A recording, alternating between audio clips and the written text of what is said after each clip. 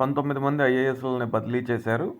అందులో నలుగురికి ఏ శాఖ ఇవ్వకుండా పక్కన పెట్టేశారు. జీఏడీకి పంపారు.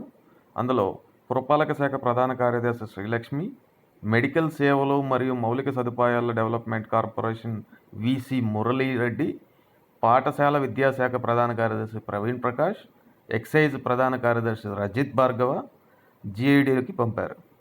కొత్తగా బదిలీలు చేసిన వారు లేదా కొత్తగా పోస్టింగ్ ఇచ్చిన వారి వివరాలు: సౌరభ్ గౌర్కు ఉన్నత విద్యాశాఖ, నైపుణ్య అభివృద్ధి శాఖ అంటే స్కిల్ డెవలప్మెంట్ని అదనపు బాధ్యతగా ఇచ్చారు.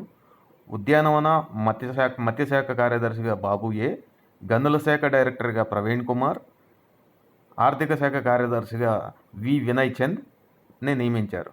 అదేవిధంగా ముఖ్యమంత్రి కార్యదర్శిగా ప్రద్యుమ్న, వ్యవసాయ శాఖ ప్రత్యేక కార్యదర్శిగా రాజశేఖర్, మున్సిపల్ శాఖ ప్రధాన కార్యదర్శిగా అనిల్ కుమార్ సింఘాల్, పంచాయతీరాజ్ ప్రత్యేక ప్రధాన కార్యదర్శిగా శశిభూషణ్ కుమార్, కార్మిక శాఖ ప్రత్యేక కార్యదర్శిగా గోపాలకృష్ణ ద్వివేది, జలవనరుల ప్రత్యేక ప్రధాన కార్యదర్శిగా సాయి ప్రసాద్, పౌర సరఫరాల శాఖ కమిషనర్గా సిద్ధార్థ జైన్, పాఠశాల విద్యాశాఖ కమిషనర్గా కోన శశిధర్, ఐటీ మరియు ఆర్టీజీఎస్ కార్యదర్శిగా కోన శశిధర్కు అదనపు బాధ్యతలు ఇచ్చారు.